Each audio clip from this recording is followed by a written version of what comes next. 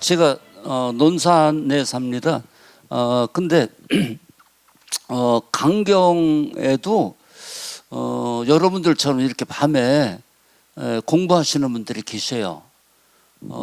그래서 이제 강경 역사문화연구원이라는 단체를 조직을 만들어 가지고 그 역사문화학교라고 일정 기간 동안 이렇게 한 8회 정도 해마다 강의를 진행을 하는데 어느 날 제가 이제 그 강의를 하러 갔었는데 이렇게 저녁에 지금 여러분들처럼 이맘때쯤 이렇게 됐는데 와서 앉아 계시더라고요. 많은 분들이 앉아 계셔요. 거기도 한 여러분들만큼 한 5, 60명쯤 모이십니다. 근데 제가 그분들을 이렇게 이제 저 아는 분도 있고 모르는 분도 있고 그런데 이렇게 한 분 한 분 얼굴을 보니까 지금 딴 사람들은 집에서 저녁 먹고 식구들이랑 도란도란 이야기하고 TV 보고 그럴 텐데 여기 와서 저분들이 강경에 대한 이제 역사 문화를 잘 알아가지고 다른 사람들한테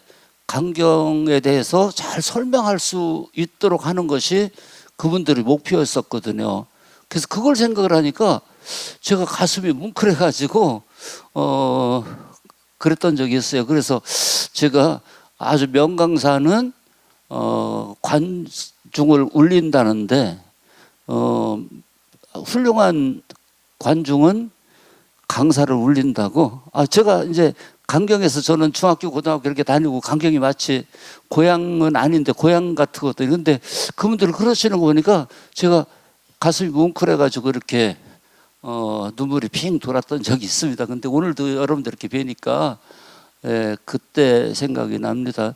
이렇게 더운데 오시느라고 아주 수고들 많으셨고 이렇게 여러분들이 계셔서 보령이 좋은 그런 곳으로 이렇게 거듭 발전해 나가리라고 생각을 합니다. 저는 조금 전에 국장님이 설명하셨는데 저는 고등학교에서 국어 선생을 오래 했습니다. 그리고 이제 시도 써서 몇 권의 시도 내고 아까 여러분들 들어오실 때 제 시 이렇게 한 거 있는데 혹시 읽어 보시기 바랍니다. 그래서 오늘 여러분들한테 말씀드릴 것은 충청의 예학이라고 이렇게 했는데 제목을 정했는데 충청의 예학은 우리 조선 후기의 조선의 예학이라고 이렇게 말할 수 있습니다. 이제 저희 논산에서 사람들이 예학의 고장 논산, 예학의 고장 논산 이렇게 합니다. 그래서 굉장히 이제 그쪽에서 자부심을 갖고 이야기들을 하는데 여러분들께서도 그것이 이제 논산만의 문제가 아니라 여러분들께서도 우리 그 충청도의 충남의 그 예학이 우리 조선 후기에 아주 중요한 몫을 했다는 것을 이미 알고 계실 테지만 다시 한번 살펴보도록 하겠습니다. 그래서 우리가 예학 그러는데 예학이라고 그러면 어떤 사람들은 오늘날의 예의 범절에 관한 것으로 이렇게만 생각을 하시는 분들이 있어요. 그 이제 저희 논산에 국방대학교가 있는데 거기에 오시는 분들이 그 영광급 장교들 또 군무원들 이렇게 다양한 분들이 오십니다. 그런데 이제 거기 그 학교하고 저희 문화원하고 이렇게 관계가 좋아서 그분들한테 가끔 1년에 이제 왔다 가는 분들 한 차례씩 이렇게 강의를 하는데 예학이라고 그러면 많은 분들이 예절로 생각을 하시는데 그 예절이라고 하는 개념이 아니라 지금 이 프린트가 좀 이렇게 희미해서 아마 잘 안 보이실 텐데 우리의 그 예법을 연구하는 학문 그런데 예법이라고 하는 것이 그 시대에는 그 국가 체제를 유지해 나가는 그런 체계 오늘날 말한다면 아주 중요한 법령이었다라고 이렇게 오늘날의 예의하고는 다른 이런 개념입니다. 그래서 우리가 유교 문화를 예의 문화라고 이렇게 이야기를 합니다. 그래서 이제 이 예학이라고 하는 것은 유교, 중국에서부터 이제 이것이 시작이 되어서 우리 조선 시대에는 특히 그 예의 교육과 그 보급과 실천을 아주 중요하게 국가에서 중요하게 이렇게 다루었습니다. 그 예의 실천, 교육과 실천이 국가를 유지하는 그런 이념이고 또 질서였기 때문에 그렇게 하였습니다. 그래서 우리가 예학 그러면 아마 우리가 이제 양반 문화 또 예학 예절 이렇게 하면 선비 문화 하면은 영남을 우리가 뭐 그쪽에 보면 이따 살펴보겠지만 경상도 쪽에 많은 그런 좋은 그 유학이 경상도 쪽에서 이렇게 발달을 했고 많은 유학자들도 배출을 했습니다. 근데 영남 유학과 대등하게 그 다른 그 유학을 찾는다면 그 다음으로는 기호 유학을 이야기를 하는데 그 기호학파는 율곡을 중심으로 한 율곡의 사상을 하는 율곡학파하고 성운 선생을 중심으로 하는 우계학파하고 이렇게 두 학파가 있는데 이 기호학파 두 학파가 모두 충남을 근거로 하였다라고 하는 점이 그러니까 그 충청의 예학은 충남의 예학은 우리 예학의 한 부분을 크게 차지하고 있었다 이렇게 말씀드릴 수 있겠습니다. 그래서 우리 그 율곡학파는 김장생, 김집 이 두 분은 부자간입니다. 그 다음에 여러분들이 잘 아시는 우암 송시열, 송준길 이런 분들이 율곡학파고 그러니까 논산에서 아주 크게 자리를 잡고 있는 광산 김씨들이 여기에 해당이 됩니다. 그 다음에 이제 우계학파는 그 윤왕이라든가 그 뒤에 윤선거, 윤순거, 윤중 이런 분들이 그쪽 우계학파가 되겠습니다. 그래서 국가에서 세종 때에 이런 국가의 모든 예의에 관한 예례에 관한 그런 기본 법령을 편찬을 하라고 그래서 세종대왕이 지시를 해서 세조 때에 그 책이 국조오례의라고 하는 책이 완성이 되는데 거기는 이렇게 오례 5가지의 5분야의 예의에 관한 그런 규정입니다. 그래서 우리가 이제 길례, 가례, 빌례, 굴례, 흉례 이렇게 5가지인데 그래서 오례인데 길례는 종묘 사직의 제사를 지내고 그 다음에 이제 농사 관련 제사에 관한 이런 것들은 전부 다 이제 국가에서 공식적으로 하는 그런 예가 되겠습니다. 그 다음에 이제 가례는 물론 왕비 책봉 의식이라든가 이런 것들은 국가지만 가정에서 이런 민간에서 하는 그런 의례도 이제 여기에 포함이 되겠고요. 그 다음에 빌례는 애국에서 사신이 오면 접대하는 규정, 그 다음에 군사 관련 의식, 그 다음에 상사 죽음과 관련된 그런 의식을 해서 국조 오례의를 편찬을 합니다. 그리고 그것이 계속해서 지켜져 오다가 이제 영조 때 와서 많은 시간이 흐른 다음에 한 300여 년 가까이 되었죠. 그래서 그 당시의 시대와 조금 부합되지 않는 것들이 있어서 개정을 이렇게 해서 계속 그 다음에는 국조 속오례의보 이렇게 그 규정을 개정을 하였습니다. 그 다음에 우리가 이제 예라고 하는 것은 인간 본성에서 나오는 이 유학에서의 기본 의식은 맹자의 성선설을 바탕으로 이렇게 하고 있어서 우리가 인을 실천하는 것이 이해라고 이렇게 이야기를 합니다.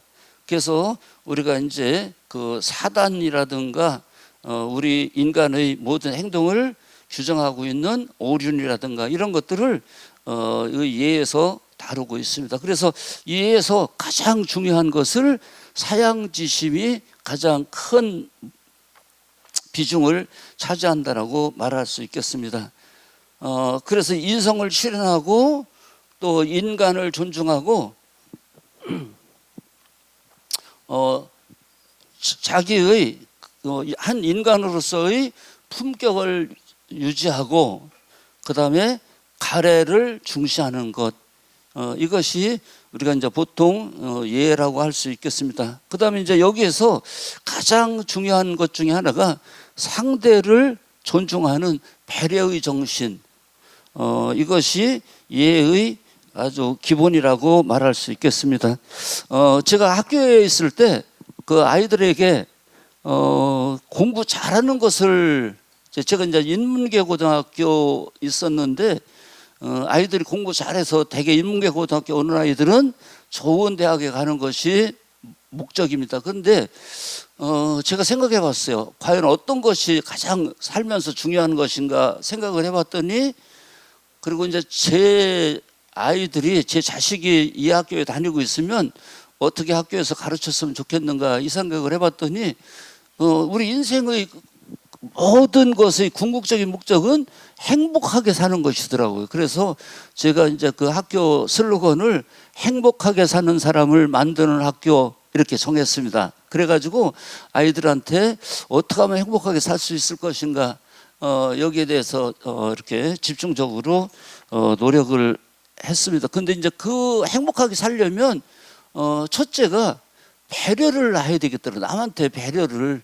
예, 그래서 누구가 사람들이 많이 나를 좋아해 줘야 내가 행복하게 살 수 있잖아요.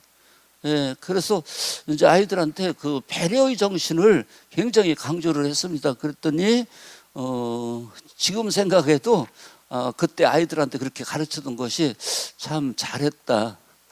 저는 또 이제 논산문화원장을 7년을 했습니다. 근데 사람들이 문화원장 하면 월급 많이 받는 줄 알아요. 그래서 이제 어떤 기업체에 제가 강의를 하러 오라고 그래서 갔다가 거기 그 직원한테 물어봤어요. 문화원장 월급 받을 것 같아요? 안 받을 것 같아요? 그랬더니 받을 것 같은데요? 그래서 얼마 받을 것 같아요? 최소 500만 원은 받겠죠. 그러더라고요. 그래서 제가 1년에 논산시에 6천만 원씩 보태주는 사람이라고 제가 이제 그 뒤로 그럽니다. 예. 근데 그 월급을 받지 않더라도 저는 아주 충분히 보상을 받거든요.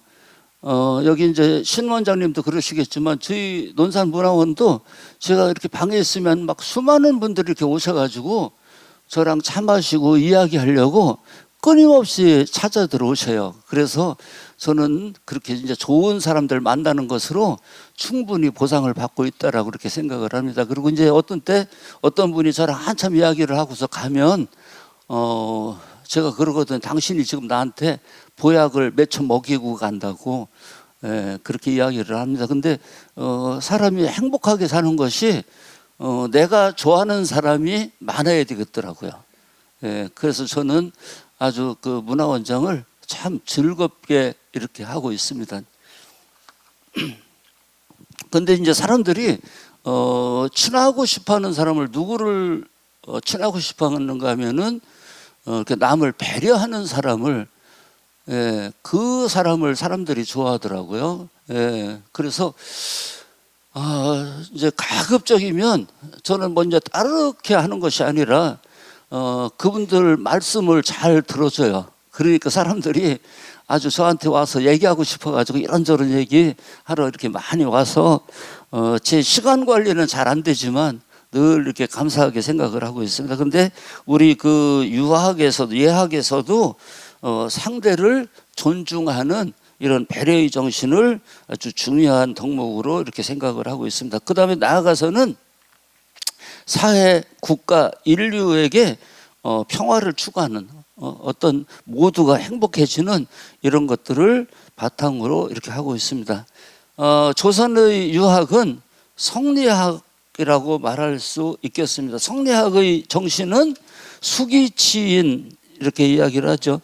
수기치인, 자기 자신을 잘 수양함으로 해서 사람을 이렇게 변화시키는, 우리가 이제 치인이라고 그랬지만 사람을 나와 같은 사람, 나랑 같이 행복을 추구하는 이런 사람으로 변화시키는 이것이 그 유학 정신의 목표라고 말할 수 있겠습니다. 그래서 이제 그 밑에 보면 어느 날 그 공자의 제자인 자로가 공자에게 물었습니다. 군자가 되는 길은 어떡합니까? 그러니까 그 공자의 대답이 수기이경, 그러니까 자기 자신을 잘 다스려서 어떤 것에 대해서 경건하게 되고, 그러니까 이제 어떤 사람들 보면 참 세상을 자신만만하게 이렇게 사는 사람들도 있고, 어떤 사람들은 조심조심 이렇게 사는 사람도 있고 그러거든요. 근데 이렇게 경건하게 사는 사람은 이렇게 잘못도 저지르지 않을 것이고 남들한테도 이렇게 잘할 것이고 그렇게 생각을 합니다. 그래서 자기를 수양을 해서 모든 사물을 대할 때, 사람을 대할 때 경건하게 하고, 그 다음에 수기치인하고, 이제 나아가서는 그렇게 자기 자신을 수양을 함으로 해서 이웃들에게 이로운 사람이 되고, 그 다음에 더 나아가서는 사람을 편하게 하고 백성을 편안하게 하는 것이 군자다, 이렇게 대답을 했습니다. 그래서 개인적인 이제 인격의 완성에서 출발을 해서 개인적인 인성의 완성을 바탕으로 해서 사회에 대해서 그런 문제에 대해서 관심을 가지고 그 사회가 좋은 사회로 발전해 나가는 그런 책임을 다하는 것이 군자의 책무다라고 이렇게 이야기를 하였습니다. 그래서 우리가 그 밑에 있는 말처럼 조선의 성리학은 인간 심성의 내적 움직임에 중점을 두고 있지만, 어떤 수기에 중점이 있지만, 그것이 나아가서는 어떤 상대에 대한 배려, 상대에 대한 변화, 그래서 결국은 상대를 변화시키고 내가 나를 통해서 우리 사회의 이로움을 추구하는 것, 이것이 목표라고 할 수 있겠습니다.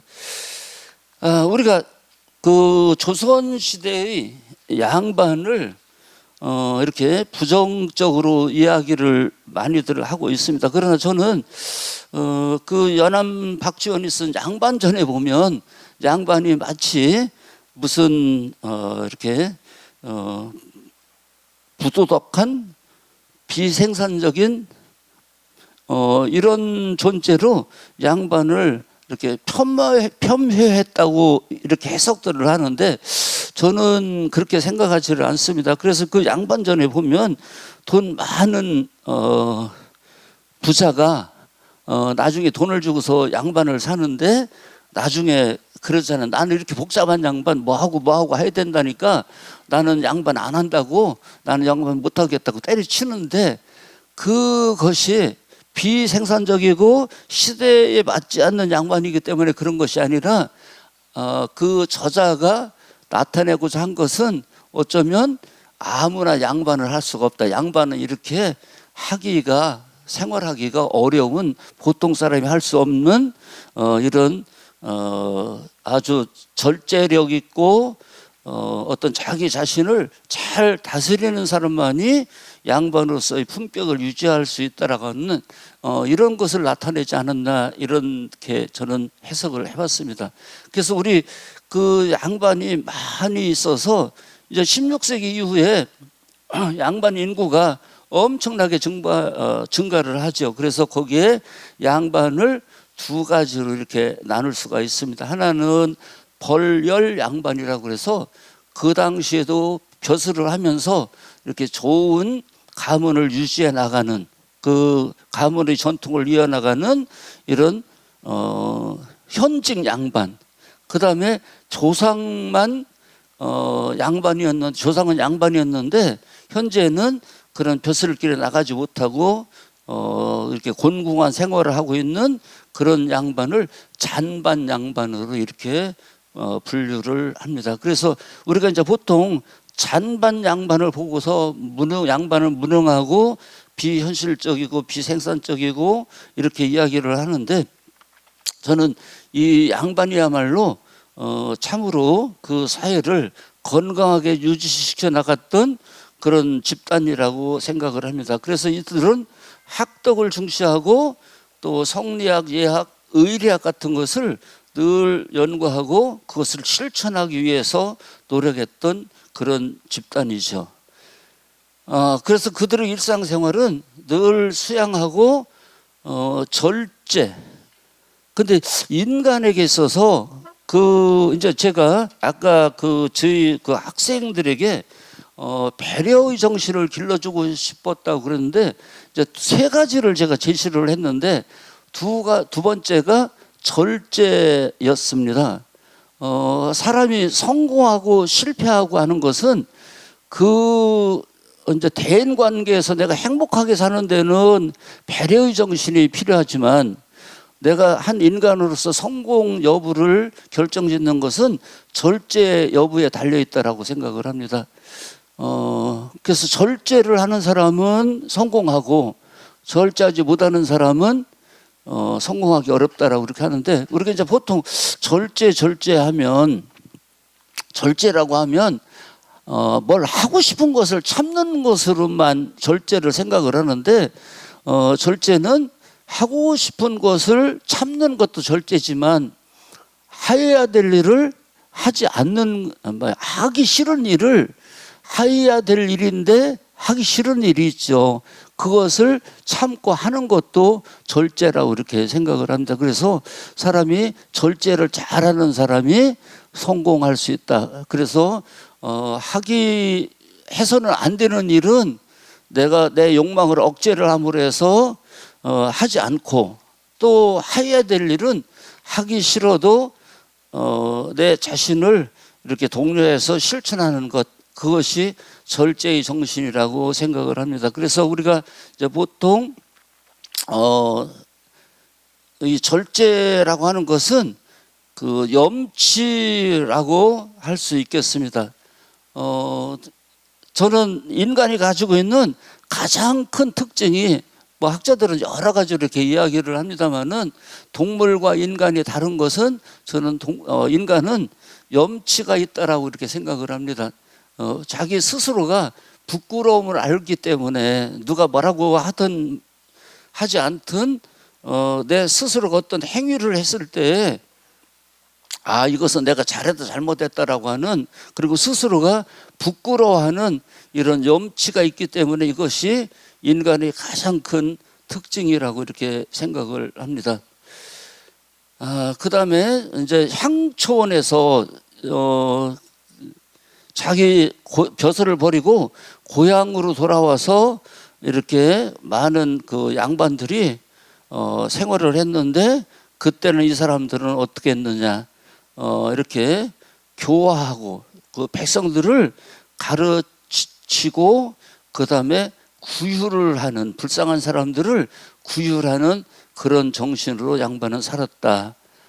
그래서 이제 교화의 수단으로는 거기 보시는 것처럼 그런 일들이 있었고, 이제 그 중에 하나가 서당 교육과 이제 서원을 창건을 해서 지식을, 인간의 도리를 가르친 것, 이것이 그 사림들의 책무였습니다. 그 다음에 좋은 풍속을 이렇게 형성해 나가는 것, 구휼 사업, 이것이 양반들이 그 지역사회에 이바지하는 그런 방법이었습니다.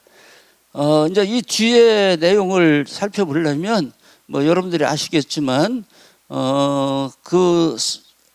서울에 문묘가 있죠. 그 문묘에 동방 18연이 이렇게 배양되어 있는데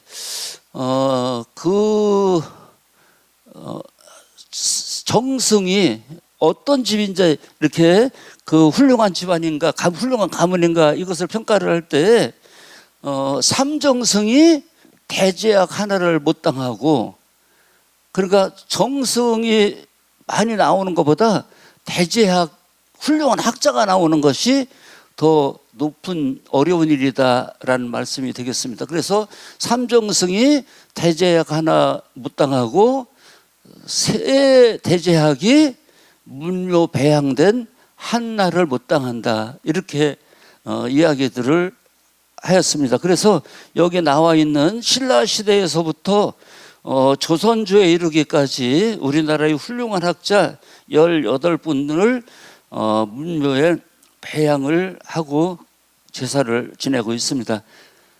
그래서 우리가 이제 2019년에 유네스코에 한국의 서원 9곳이 등재가 되었습니다. 근데 2018년도에도 신청을 했다가 안 됐는데, 그때 안 된 이유가 논산에 있는 도남서원 때문에 안 됐다고 그럽니다. 국장님이 계신데 그렇게 이야기를 합니다. 왜 그러냐면 도남서원은 지금 있는 위치에 원래 그 서원을 건립한 것이 아니라 다른 지역에 있었는데 그 수해를 피하기 위해서 지금의 장소로 이전을 했기 때문에 그런 국가유산 문화재로서의 가치가 떨어진다라고, 그래서 도남서원 때문에 그 해에 지정이 안 되고 2019년이야 지정이 되었다고 합니다. 근데 이게 이제 우리가 아까도 이제 경상도에 그 영남지방에 많은 학자들이 냈고 그런 학문이 발달을 했다고 그러는데, 여기에 나와 있는 9개의 서원을 살펴보면 경상북도에 5곳이 있습니다. 그 다음에 경상남도에 1곳, 그 다음 충남 하나, 전북 하나, 전남 하나, 이렇게 9곳이 9곳 중에 경상북도에 5곳이 이렇게 있습니다.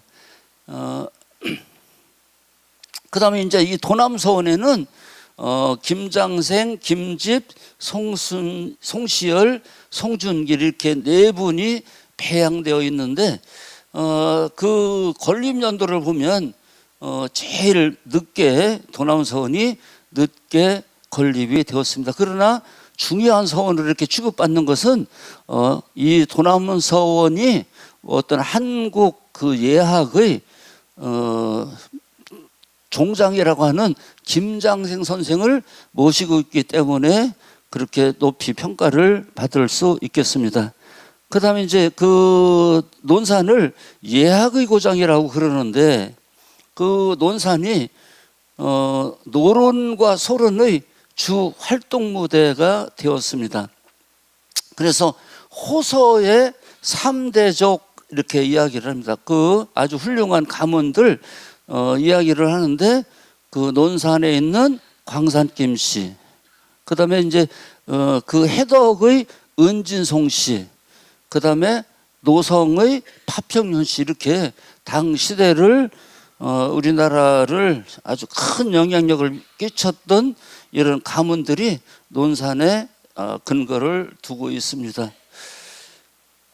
논산에는 향교가 3군데가 있습니다. 뭐 향교는 여러분들이 잘 아시는 바와 같이 현마다 한 곳씩 있었기 때문에 논산은 3개의 현이 합쳐서 논산군이 되었기 때문에 향교가 3군데가 있고 서원이 11군데가 있습니다. 그래서 지금 이 11군데의 서원 가운데 현재 다 이렇게 복원된 곳이 10곳, 한 군데는 서원지만 확인이 되었고 아직 복원하지는 못하고 있습니다. 그다음에 이제 논산이 자랑으로 생각하는 그 도남서원에 대해서 잠시 살펴보도록 하겠습니다.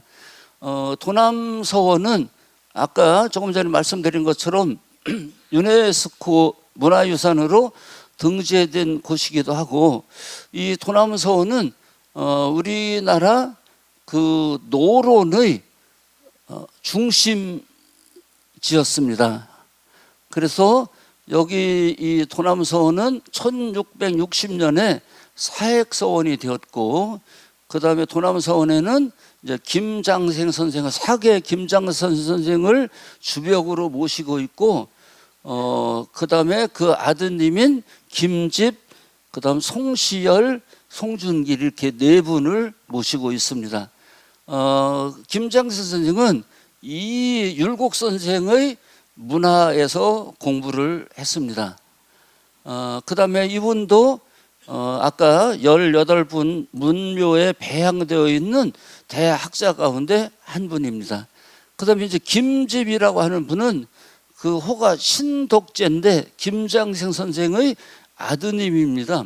그래서 여기 김집, 김장생, 김집 이 부자가 한국 예학의 기본을 완비했다라고 이렇게 이야기를 합니다. 그 다음에 송시열이라든가 또 그 밑에 나오는 송준길, 이렇게 그 문묘에 배양되는 그런 훌륭한 학자들을 배출한, 교육시킨 이런 공로도 큰 분들입니다. 그래서 여기에 도남서원에 있는 네 분은 전부 다, 네 분 모두가 문묘에 배양되어 있는 그런 분들입니다. 그 가운데 이제 여러분들이 아시는 바와 같이 송시열은 노른의 총서였었죠. 그 다음에 논산에 또 노광서원이라고 하는 곳이 있는데, 여기 이 서원은 도남서원보다 조금 늦은 1682년에 사액서원이 되었습니다. 근데 이 노광서원은 처음에 서원을 설립을 하고서 윤선거 부자를 배양을 했습니다. 윤황이라고 하는 분은 그 여러분들이 잘 아시는 윤증의 할아버지 되는 분입니다. 여기 이분은. 그 다음에 윤선거는 윤증의, 명제 윤증의 아버지인데, 이렇게 두 분을 배양을 하고, 그 뒤에 윤문거라고 하는 여기 이분도 그 윤황의 아드님입니다. 그래서 여기 이분을 추배를 했고, 나중에 그 윤증 선생을 거기에 또 이렇게 모셨습니다. 근데 이제 이 윤증이 서론의 또 총수였기 때문에 논산에 있는 도남서원과 노광서원 두 곳이, 논산에 있는 서원이 그 당시의 노론과 소론의 중심지였다라고 말할 수 있겠습니다. 그 다음에 중림서원이라고 하는 곳이 있는데, 이건 이제 강경에 있습니다. 근데 이 중림서원은 사계 김장생 선생이 설립한 그런 곳입니다. 그래서 강경에 임리정이라고 하는 그 사계 선생이 그 후학들에게 강학을 했던 임리정이라고 하는, 근데 이제 임리정이라고 하는 말은 그 명칭은 그 뒤에, 훨씬 뒤에 정했을 것이다, 그렇게 명명했을 것이다라고 하는 견해도 있는데, 이제 처음에 그 강경에 황산이라고 하는 그 산이, 임리정이 있는 곳이 황산이라고 하는 그 산입니다. 그래서 그 황산에 정자를 짓고 거기서 강학을 했는데, 그것을 나중에 이제 임리정으로 명칭을 이렇게 바꾸었고, 그 임리정 황산정에서 좀 발전한 것이 이제 그 김장생 선생이 황산사라고 하는 그런 사당을 짓고 이와 성운 선생을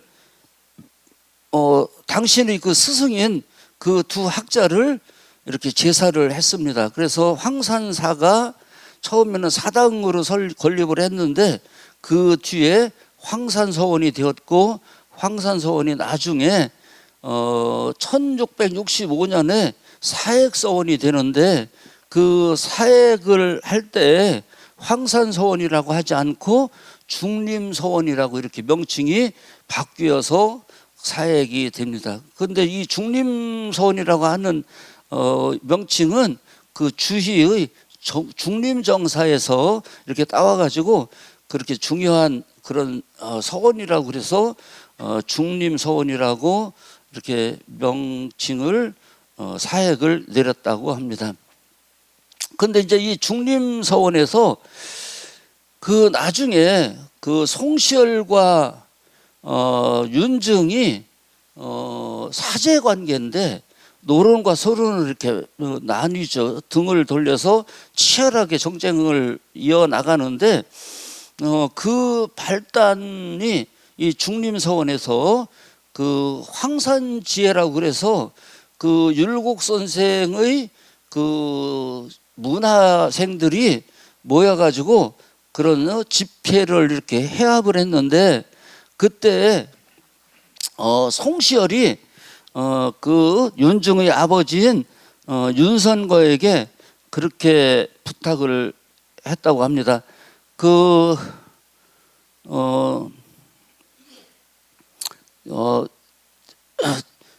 송시열 선생은 주자의 그 성리학을 원문 그대로 충실하게 해석하고 그대로 이렇게 따르는 다소 보수적인 그런 경향의 학자였는데 윤효라고 하는 그 파평용 씨의 학자는 그분은 자기 나름대로 그 주례를 자기가 독단적으로 이렇게 해석해서 책을 내고 그래서 송시열이 못마땅히 생각을 했습니다. 그래서 이 윤증의 아버지인 윤선거에게 그 윤유를 좀 이렇게 멀리하라고 그랬는데 거기에 동의를 안 하고 두 사람이 윤유를 이제 송시열은 사문난적으로 그 진실을 애면하고 있는 그런 학자로 이렇게 취급을 했는데 윤선거가 거기에 이렇게 동의를 하지 않습니다. 그래서 이제 거기에서부터 두 사람 사이가 벌어지기 시작했다라고 그렇게 이야기를 하죠. 그 다음에 그 논산의 두 서원에 배양되어 있는 그런 학자들을 보면은 김장생, 또 김집, 송시열, 송준길 이분들은 전부 다 도남서원에 배양되어 있는 그런 학자들입니다. 그 다음에 윤선거, 윤증은 이제 노광서원에 배양이 되어 있는데 윤선거도 송시열과 함께 김장생의 제자고 이 아주 윤선거의 그 출신 성분이 굉장히 좋습니다. 아버지는 대사관을 지낸 윤황이라고 하는 사람이고 거기에 그 노광서원에 이제 배양이 되어 있죠. 그 다음에 어머니는 성혼의 여기 성혼 선생도 문묘에 배양되어 있는 대학자죠. 그래서 그 어머니는 그 성혼의 따님입니다. 그래서 아버지는 윤황, 그러니까 윤증의 할아버지는 대사관을 했고 외할아버지는 성혼 선생인 이런 아주 명문에서 태어난 이런 사람입니다.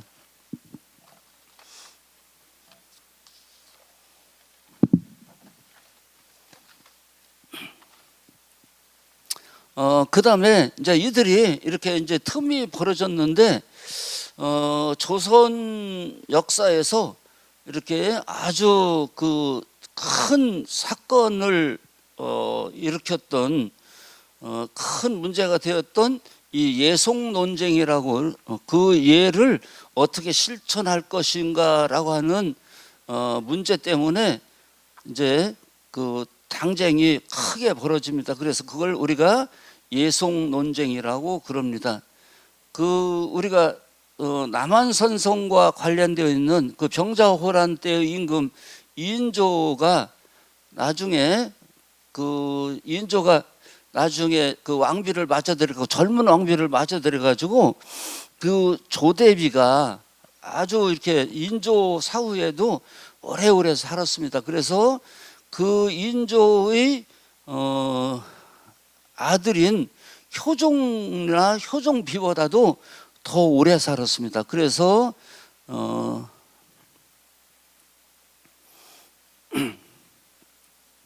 나중에 이제 그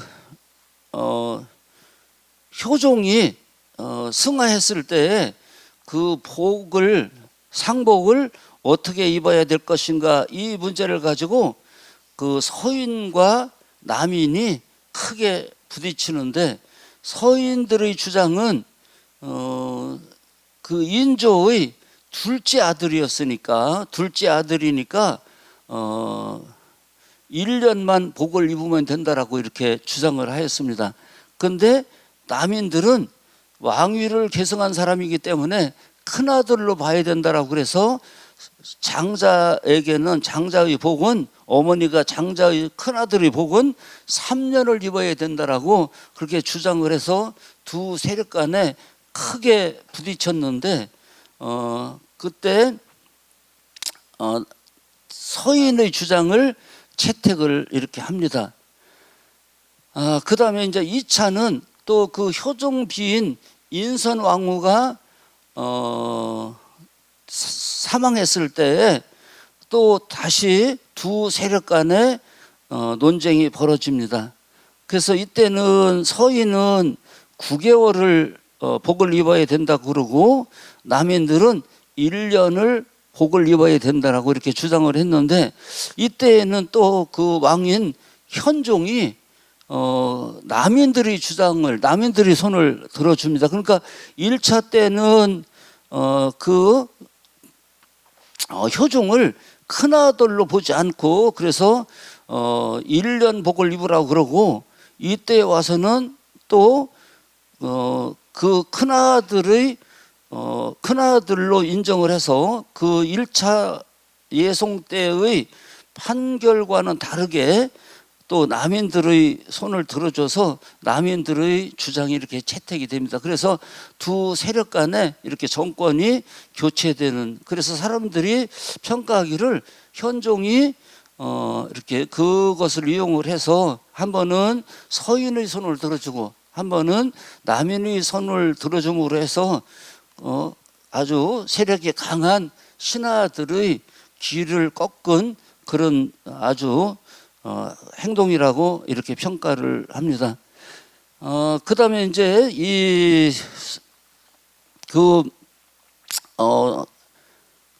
노론하고 이렇게 소론하고 나중에 첨예하게 이렇게 대립을 했는데, 그 노론의 총수였던 송시열하고 소론의 총수였던 윤증하고는 사제 관계였습니다. 그리고 송시열과 윤증의 아버지 윤선거와는 사계 김장생 김집 문화에서 함께 공부한 친구간이었었어요. 그랬는데 이제 이 당시로서는 참으로 엄청난 일인 윤증이 자기 스승을 이렇게 배반하는, 스승에게 등을 돌리는 이런 엄청난 사건이 벌어지는데, 그것을 해비시비라고 이렇게 이야기를 합니다. 근데 이 논쟁이 거기 보시는 바와 같이 1684년에서부터 1716년까지 30여 년간 그 대립이 지속이 됩니다. 그래서 이제 처음에는 아까 송시열이 윤휴라고 하는 사람과 대립을 했다고 그랬죠. 그런데 이 윤선거에게 윤휴는 사문난적이니까 그 사람이랑 가까이 지내면 안 된다, 당신 그 사람을 멀리해야 된다라고 이렇게 중림서원의 황산 시해 때 이야기를 했는데, 윤선거는 자기 이제 집안 사람이고 또 이제 견해를 달리해가지고 송시열의 말을 듣지를 않습니다. 그래서 이제 계속 이제 같이 가까이 했는데, 나중에 윤증의 아버지 윤선거가 죽고 나서 윤증이 자기 아버지 친구 있고 자기의 스승이고 이제 그 대정치인인 송시열에게 우리 아버지 묘갈명을 좀 써달라고 이렇게 부탁을 합니다. 묘갈명이라고 하는 것은 요즘으로 말하면 비문이랑 같은 말입니다. 묘갈이라고 하는 말 들어보셨죠? 예, 묘비하고 묘갈이 내내 같은데 이제 조금 묘비에 비해서 묘갈이 규모가 좀 작고 이렇게 소박한 그런 것이죠. 그리고 묘갈명은 그 무덤에 묻혀 있는 사람의 좋은 점을 중점적으로, 그러니까 그 사람의 행적을 낱낱이 다 기록하는 것이 아니라 장점만을 해서 이렇게 축혀 세우는 이런 내용으로 쓰고 있는데, 송시열이 보니까 그 이제 윤선거가 이렇게 못마땅했고, 또 이제 그 전에 그 병자호란 때 윤선거가 강화도로 피난을 갔는데 그 부인은 거기에서 이렇게 나중에 자결을 하고 윤선거만 이렇게 혼자 나왔습니다. 근데 이제 그것도 아주 그 못마땅한 그런 의미입니다. 이제 자기 마음에 안 드니까 더군다나 이제 그런 행위에 대해서 그렇게 부정적으로 생각을 했겠죠. 그래서 윤선거의 그 묘갈명을 쓰면서 이제 자기 아버지 친구니까 잘 써줄 것으로 윤중은 생각을 했는데, 실제 송시열이 쓴 것은 내가 어떻다 이렇게 쓴 것이 아니라 박세채라고 하는 이분도 이제 대학자로서 그 문묘에 배양된 18현 중의 한 분인데 실학자죠. 근데 이 박세채가 쓴 그 글을 인용을 해서 이렇게 대충 써줍니다. 그러니까 윤중이 그걸 이제 받아서 보니까 자기 아버지에 대해서 더 훌륭하다 이렇게 잘 써줄 줄 알았는데 그렇게 안 썼으니까 그것을 좀 고쳐달라고 그렇게 부탁을 했습니다. 근데 송시열이 이를 거절을 해버려서 나 못한다고. 그래서 윤중이 그것이 이제 서운해가지고 송시열한테 편지를 썼어요. 이제 그 뭐 이렇게 좀 서운하다라고 당시 이렇게 쭉 써고 이제 근데 그 편지가 나중에 이렇게 이제 편지를 붙이지는 않았어요. 근데 나중에 그 편지가 이제 여러 가지 사정으로 해서 나중에 공개가 되었는데 거기에 뭐라고 했는가 하면은 의리와 이익을 같이 행하는 사람이다. 그러니까 의리만을 행해야 되는데 이익을 취하는 사람이다. 우함을 이렇게 표명을 했어요. 그 다음에 왕도와 패도를 병행한다. 이것도 이렇게 이제 나라에 불충한, 임금에게 불충한, 그렇게 자기 개인의 이익을 추구하고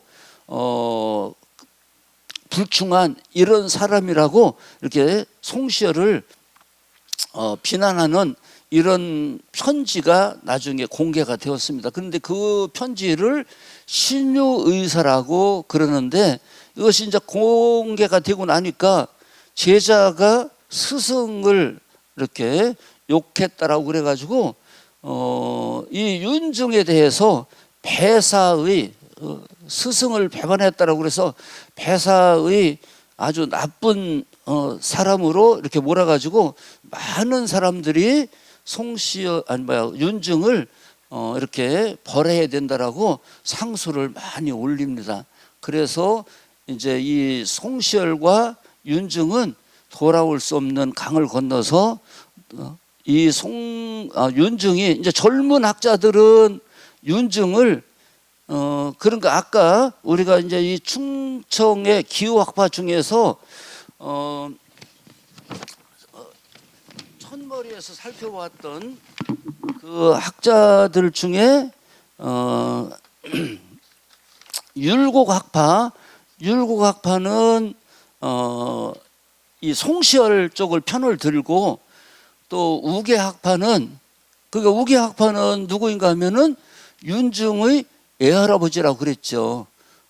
그러니까 여기 이 장본인인 그 윤선거는 우계 선생의, 송원 선생의 사위란 말이에요. 그러니까 그쪽 학파의 사람들은 다 소론 쪽의 편을 들었습니다. 그래서 두 진영 간에 아주 치열한 당쟁이 계속되는 그래서 노론과 소론이 분열되는 이런 사태가 벌어지게 되었습니다. 그래서 그런 예속 논쟁이라든가 이런 그 해니십이라든가 당시 이렇게 오랫동안 자기들의 주장에 따라서 대립이 그 정치 세력 간의 대립이 계속되었던 이러한 사건들을 30년을 끌었으니까 얼마나 그것이 오랜 세월이고 치열하게 싸웠겠습니까? 그래서 그 노론과 소론의 이런 대립, 그것이 전부 논산에 있는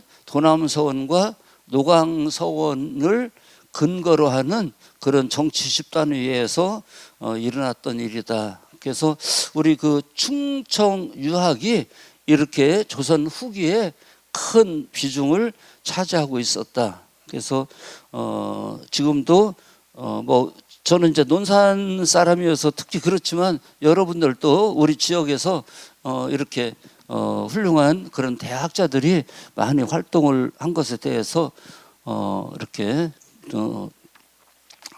함께 자랑스럽게 생각해야 될 것으로 그렇게 생각을 합니다. 오늘 이렇게 늦은 시간에 저녁에 날씨도 더운데 오셔서 여러분들이 이렇게 제 이야기를 들어주셔서 감사합니다.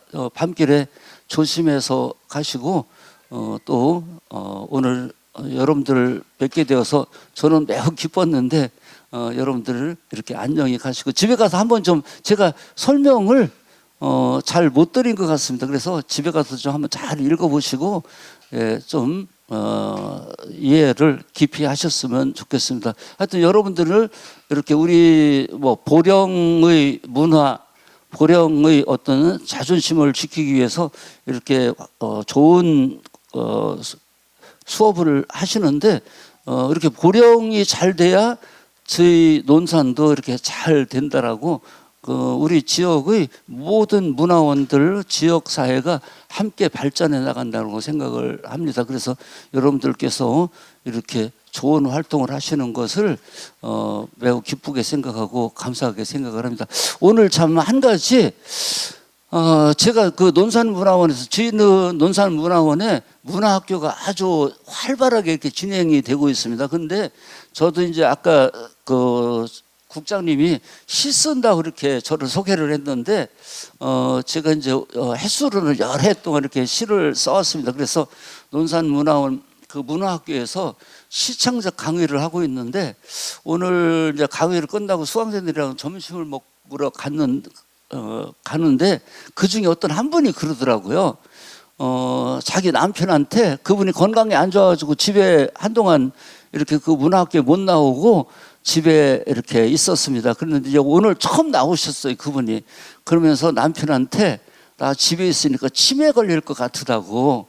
당신은 내가 바깥으로 나가서 활동, 그 남편이 조금 이제 아내가 나가는 거 건강도 안 좋고 그러니까 염려를 많이 하시는가 봐요. 그래서 바깥에 나가서 돌아다니다가 지쳐서 죽는 게 좋을까? 아니면 집에서 그냥 당신이 못 나가게 하니까 집에만 붙어 있다가 치매에 걸려서 죽는 게 좋을까? 그랬더니 그 남편이 가서 열심히 돌아다니라고 그랬다고 그럽니다. 그래서 그 저번 게 어떤 글에 보니까 건강하게 사는 방법 중에 하나가 공부를 하라고 그랬더라고요. 그래서 이제 제가 강의하는 그 시청자반도 90 되시는 분도 나오셔요.